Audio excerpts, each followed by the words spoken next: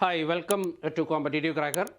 നമ്മൾ ജൂണിലെ CSIR എക്സാമിന് വേണ്ടി നിങ്ങളെല്ലാവരും കഠിനാധ്വാനം ചെയ്തുകൊണ്ടിരിക്കുകയാണ് അല്ലേ? അപ്പോൾ നിങ്ങളുടെ കഠിനാധ്വാനത്തെപ്പറ്റി 2 വാക്ക് സംസാരിക്കാനാണ് ഈ വീഡിയോയിലൂടെ ഞാൻ ഉദ്ദേശിക്കുന്നത്.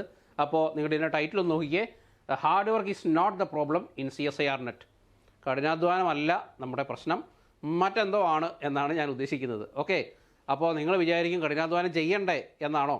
ഞാൻ കഠിനാധ്വാനത്തിൻ്റെ ആളാണല്ലോ അല്ലേ, കഠിനാധ്വാനത്തിൻ്റെ അപ്പസ്തോലനാണല്ലോ എന്നൊക്കെ നിങ്ങൾ വിചാരിക്കുന്നതാണ്.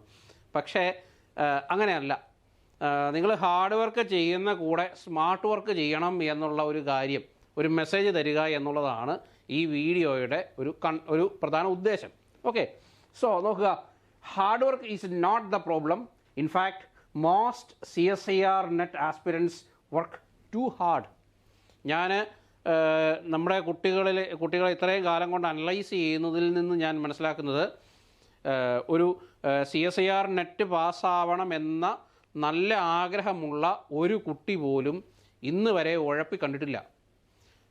എനിക്ക് നെറ്റ് പാസ്സാവണമെന്ന് ചിന്തിക്കുന്ന ഒരാൾ പോലും ഉഴപ്പാറില്ല. അവർ നന്നായിട്ട് കഠിനാധ്വാനം ചെയ്യും. അപ്പോൾ കഠിനാധ്വാനം ചെയ്തെങ്കിലും ഇവർക്ക് കുറേ പേർക്കൊക്കെ റിസൾട്ടിലേക്ക് എത്താൻ പറ്റുന്നില്ല. അതെന്തുകൊണ്ടാണ് കാരണം എന്ന് ഞാനിങ്ങനെ ചിന്തിച്ചു, അനലൈസ് ചെയ്തു. അപ്പോൾ ആ അനാലിസിസിൽ നിന്ന് കിട്ടിയ കുറച്ച് കാര്യങ്ങൾ നിങ്ങളുമായിട്ട് ഒന്ന് ഷെയർ ചെയ്ത് കളയാമെന്ന് കരുതി. സോ നോക്കിക്കേ, ഇഫ് ഐ വർക്ക് ഹാർഡർ, ഞാൻ കഠിനാധ്വാനം ചെയ്തിരുന്നെങ്കിൽ എന്താണ്, if I work harder for more hours, if I work harder with more books, if I work harder by doing more problems, അല്ലേ, കൂടുതൽ പ്രോബ്ലം ചെയ്ത്, കൂടുതൽ ബുക്കുകൾ വായിച്ച്, കൂടുതൽ മണിക്കൂറുകൾ പഠിച്ച്, 24 മണിക്കൂറിൽ 23.25 മണിക്കൂറും പഠിച്ച് 15 മിനിറ്റ് മാത്രം ഉറങ്ങുക, അങ്ങനെയുള്ള സ്ട്രാറ്റജീസൊക്കെ അഡോപ്റ്റ് ചെയ്തിരുന്നെങ്കിൽ എനിക്ക് നെറ്റ് കിട്ടിയേനെ എന്നൊക്കെ ചിന്തിക്കുന്ന ആൾക്കാരുണ്ടാവും. പക്ഷേ ലാസ്റ്റ് ലൈൻ നോക്കിയേ, സ്റ്റിൽ നോ റിസൾട്ട്. അങ്ങനെ ചിന്തിച്ചു, അങ്ങനെ ചെയ്തു, എങ്കിലും റിസൾട്ട് ഉണ്ടാവുന്നില്ല. അതിൻ്റെ കാരണം എന്താണ്? അപ്പോൾ നമ്മുടെ ഈ വർക്കുകളൊന്നും പ്രൊഡക്റ്റീവ് അല്ല എന്നുള്ളതാണ് എൻ്റെ മീനിങ്, അല്ലേ? ഞാൻ കൂടുതൽ ബുക്ക് വായിക്കുന്നത് CSIR നെറ്റ് പാസ്സാവാൻ എന്നെ ഹെൽപ്പ് ചെയ്യുന്നില്ല. ഞാൻ കൂടുതൽ പ്രോബ്ലംസ് വർക്കൗട്ട് ചെയ്യുന്നത് CSIR നെറ്റ് പാസ്സാവാൻ എന്നെ സഹായിക്കുന്നില്ല.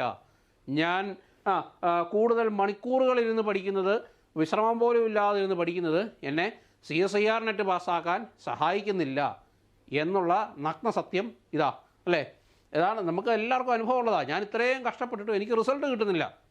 അതുകൊണ്ടാണ് നമുക്കെല്ലാം നിരാശയുണ്ടാകുന്നത്, അല്ലേ? അതിൻ്റെ കാരണം എന്തായിരിക്കും? സോ അതിൻ്റെ കാരണമാണ് ഈ പറഞ്ഞേക്കുന്നത്, ഡയറക്ഷൻലെസ് എഫേർട്ടാണ്. ഡയറക്ഷൻലെസ് എഫേർട്ട്. നമ്മൾ വർക്ക് ചെയ്യുന്നുണ്ടെങ്കിലും ഈ വർക്കുകളെ ഒന്നും റിസൾട്ടിലേക്ക് ഡയറക്റ്റ് ചെയ്യാൻ നമുക്ക് പറ്റുന്നില്ല. മനസ്സിലാവുന്നുണ്ടോ? അപ്പോൾ റിസൾട്ട് ഓറിയൻറ്റഡ് ആയിട്ടുള്ള ഹാർഡ് വർക്ക്, അത് റിസൾട്ട് ഓറിയൻറ്റഡ് ആയിട്ട് നിങ്ങൾ പഠിക്കേണ്ട രീതിയിൽ പഠിക്കുന്നില്ല. അതുകൊണ്ടാണ് നമുക്ക് ഇതിൻ്റെ JRFോ ലെക്ചർഷിപ്പോ ഒന്നും നമുക്ക് കിട്ടാതെ പോകുന്നത്. മനസ്സിലാവുന്നുണ്ടോ? സോ ഇവിടെ നമ്മളെല്ലാം ചെയ്യുന്നതാണ്, നമ്മളൊരു ഫീഡ്ബാക്ക് ലൂപ്പിൽ പെട്ടിരിക്കുക. ഒരു ഫീഡ്ബാക്ക് ലൂപ്പ്.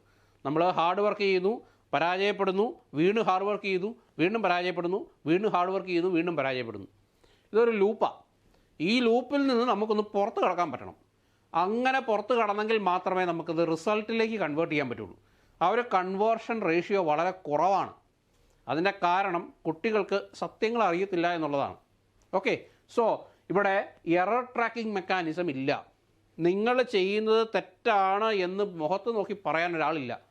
നിങ്ങൾ ഹാർഡ് വർക്ക് ചെയ്യുന്നുണ്ടല്ലോ, അപ്പോൾ എന്താണ്, ആരും ചിന്തിച്ചു പോകും നിങ്ങൾ വിശ്രമമില്ലാതെ പഠിക്കുന്നുണ്ട്, പുറലോകം പോലും കാണുന്നില്ല, സൂര്യപ്രകാശം കണ്ടിട്ട് തന്നെ ദിവസങ്ങളായി. അങ്ങനെ ഇരുന്ന് പഠിക്കുന്ന ആൾക്കാരെ തന്നെ ഞാൻ കണ്ടിട്ടുണ്ട്.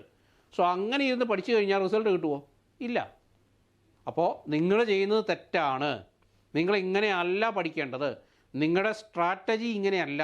ആ സ്ട്രാറ്റജി റിവൈസ് ചെയ്യേണ്ട സമയം കഴിഞ്ഞു. മനസ്സിലാവുന്നുണ്ടോ? അത് പറഞ്ഞു തരാൻ നിങ്ങൾക്ക് ആളില്ല എന്നുള്ളതാണ് ഏറ്റവും വലിയ പ്രശ്നം. Okay, so performance matrices.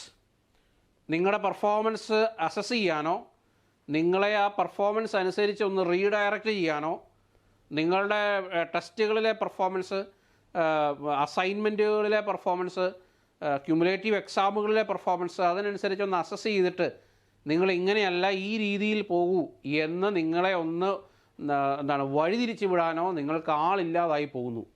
അതാണ് നമ്മൾ മിക്കവരുടെയും പരാജയ കാരണം. അല്ലാതെ നമുക്ക് ബുദ്ധിയില്ലാഞ്ഞിട്ടോ കഠിനാധ്വാനം ചെയ്യാൻ മനസ്സിലാഞ്ഞിട്ടോ ഒന്നുമല്ല.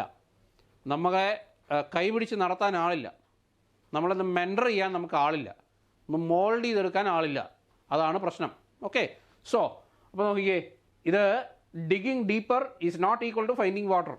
നമ്മളറിയാം, നമ്മളെല്ലാം കിണറുകൾ കണ്ടിട്ടുള്ളതാണ്. അപ്പോൾ കിണർ 300 അടി 400 അടി താഴ്ച കുഴിച്ചു, അല്ലെ ബോർവെൽ അടിച്ചു എന്ന് പറഞ്ഞിട്ട് കാര്യമില്ല.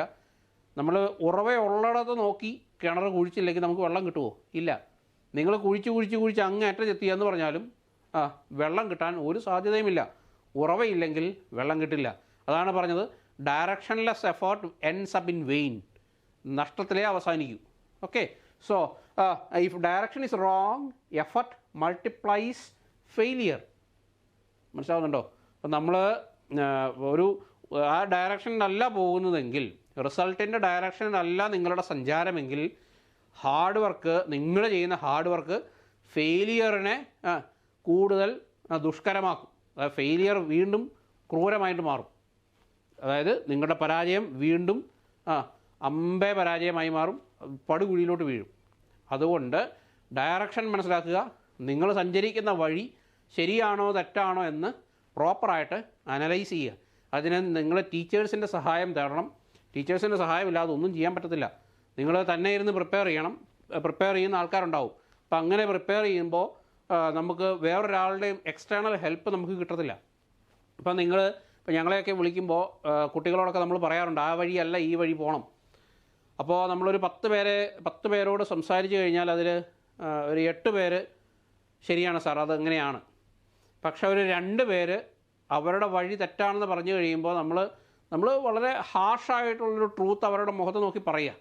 അപ്പോൾ അങ്ങനെ പറഞ്ഞു കഴിയുമ്പോൾ അവർക്ക് ആകെ അങ്ങ് ഫീലാവും, അവർ ഡൗൺ ആവും. മനസ്സിലാവുന്നുണ്ടോ?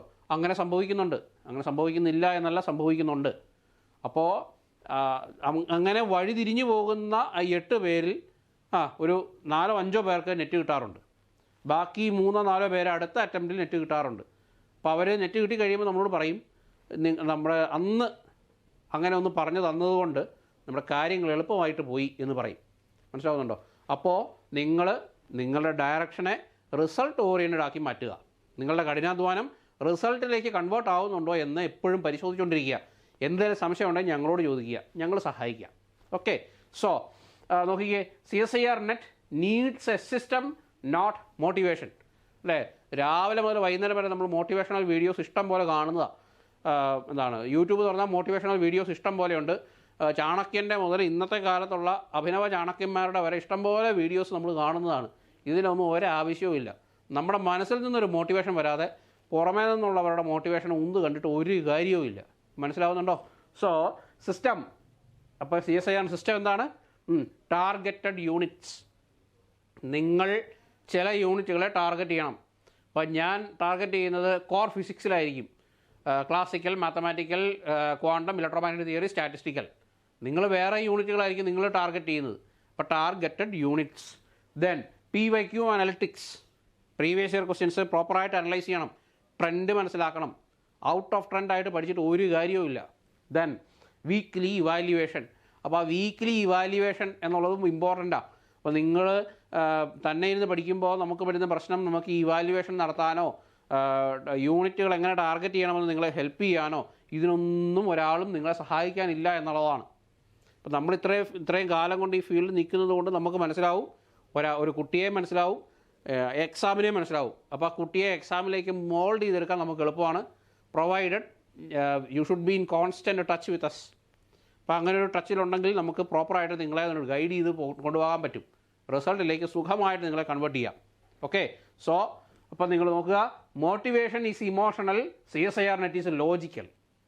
അപ്പോൾ മോട്ടിവേഷൻ വീഡിയോസ് നമ്മളെ ടീച്ചേഴ്സിനെ വിളിച്ച് മോട്ടിവേഷൻ ചോദിച്ചിട്ടൊന്നും ഒരു കാര്യവുമില്ല. ലോജിക്കലായിട്ട് നിങ്ങൾക്ക് തിങ്ക് ചെയ്യാൻ പറ്റുന്നുണ്ടെങ്കിൽ, റാഷണലായിട്ട് നിങ്ങൾക്ക് അപ്രോച്ച് ചെയ്യാൻ പറ്റുന്നുണ്ടെങ്കിൽ അടുത്ത നെറ്റ് നിങ്ങൾക്കുള്ളതാണ്. നിങ്ങൾ മോട്ടിവേഷണൽ ആയിട്ടുള്ള കാര്യങ്ങൾ നോക്കുകയാണെങ്കിൽ നിങ്ങൾ ഈ ജന്മം പാസ്സാവില്ല. പിടികിട്ടുന്നുണ്ടോ? അപ്പോൾ അതാണ് സത്യം. അതുകൊണ്ട് നിങ്ങൾ ലോജിക്കലായിട്ട് ചിന്തിക്കുക, ലോജിക്കലായിട്ട് മൂവ് ചെയ്യുക, കാര്യങ്ങൾ നമുക്ക് പ്രൊഡക്റ്റീവായിട്ട് കൺവേർട്ട് ചെയ്യാൻ പറ്റുന്നുണ്ടോ എന്ന് പരിശോധിക്കുക. Okay, so you don't need inspiration, you need A structured plan. അതാണ് വേണ്ടത്. ഓക്കെ, സോ അതുകൊണ്ട് റീപ്ലേസ് എഫേർട്ട് വിത്ത് സ്ട്രാറ്റജി. നിങ്ങളുടെ കഠിനാധ്വാനത്തിനെ നിങ്ങൾ ഒരു സ്ട്രാറ്റജിക്കലായിട്ട് മാറ്റുക. എന്താണ്? Study less, analyse more and improve accuracy. Negative mark ഇല്ലാതാക്കുക. ഒരു ക്വസ്റ്റ്യൻ നിങ്ങൾ അറ്റംപ്റ്റ് ചെയ്യുന്നുണ്ടെങ്കിൽ അതിന് ഫുൾ മാർക്ക്, നെഗറ്റീവ് മാർക്ക് ഇല്ലാതെ. ഓക്കെ, അത് നെഗറ്റീവ് മാർക്ക് ഇല്ല. ഞാനൊരു ക്വസ്റ്റ്യൻ അറ്റംപ്റ്റ് ചെയ്തിട്ടുണ്ടെങ്കിൽ അത് ശരിയായിരിക്കും. ആ ഒരു രീതിയിലുള്ള പഠനമായിരിക്കണം നിങ്ങൾക്ക് കിട്ടേണ്ടത്. അപ്പോൾ നിങ്ങളൊരു 50 ക്വസ്റ്റ്യൻ നിങ്ങൾ ചെയ്തിട്ടുണ്ടെങ്കിൽ മനസ്സിലാവുന്നുണ്ടോ? 20 പിന്നെ ആദ്യത്തെ 15, ഇപ്പം 55 ക്വസ്റ്റ്യനാണ് നമുക്ക് വേണ്ടത്. ആ 55 ക്വസ്റ്റ്യൻ ആൻസർ ചെയ്യണമെന്നുണ്ടെങ്കിൽ we are required to do 55 questions. അപ്പോൾ 55 ക്വസ്റ്റ്യൻസിൽ 50 ക്വസ്റ്റ്യൻ നിങ്ങൾ ആൻസർ ചെയ്തു. അപ്പോൾ 50 കറക്റ്റ് ആണെങ്കിൽ നിങ്ങൾ എവിടെ നിൽക്കുമെന്ന് ആലോചിച്ച് നോക്കിയേ. ഒരു നെഗറ്റീവ് മാർക്ക് പോലും ഇല്ലാതെ 50 കറക്റ്റ് ആക്കുവാണെങ്കിൽ നിങ്ങൾ എവിടെ നിൽക്കും? മനസ്സിലാവുന്നുണ്ടോ? അതുകൊണ്ട് കുറച്ച് പഠിച്ച് കൂടുതൽ റിസൾട്ട്, പിന്നെ ആക്യുറേറ്റ് ആയിട്ട് ആൻസർ ചെയ്യാൻ പറ്റുക. അപ്പോൾ ഈ ഒരു കാര്യം നിങ്ങൾ പ്രോപ്പറായിട്ട് ഒന്ന് ചെയ്യണം. ഓക്കെ, സോ ഇത് ചെയ്യണമെന്നുണ്ടെങ്കിൽ നിങ്ങൾക്ക് എന്തായിരിക്കണം? Hard works after direction is fixed. നിങ്ങളുടെ ദിശ ആദ്യം ഫിക്സ് ചെയ്യുക, എന്നിട്ട് ആ ദിശയിലേക്ക് പോകാൻ ഹാർഡ് വർക്ക് ചെയ്യുക. ദിശ അറിയാതെ ചുമ്മാ തുഴഞ്ഞിട്ട് ഒരു കാര്യമില്ല. നമ്മുടെ CSIR നെറ്റിൻ്റെ പ്രിപ്പറേഷൻ എന്ന് പറഞ്ഞാൽ നടുക്കടലിൽ തുഴയുന്ന പോലെയാണ്. നിങ്ങൾക്ക് ദിശ അറിയാതെ ഞാൻ തുഴയുന്നുണ്ടെന്ന് പറഞ്ഞ് കൈ കഴിച്ചിട്ട് ഒരു കാര്യവുമില്ല. ഡയറക്ഷൻ ഫിക്സ് ചെയ്തിട്ട് നിങ്ങൾ തുഴയുവാണെങ്കിൽ നിങ്ങൾ കരയ്ക്കെത്തും, അല്ലെങ്കിൽ അവിടെ മുങ്ങിത്താഴും. മനസ്സിലാവുന്നുണ്ടോ? So let's fix the direction first. നിങ്ങൾക്ക് ഡയറക്ഷൻ അറിയത്തില്ലെങ്കിൽ നിങ്ങളെ ഹെൽപ്പ് ചെയ്യാൻ ഞങ്ങളുണ്ടാവും. അപ്പോൾ നമ്മുടെ CSIRൻ്റെ JRF വിക്ടറി ബാച്ച് ആരംഭിച്ചിരിക്കുന്നു. നമുക്ക് ഡയറക്ഷനോടെ പഠിക്കണം.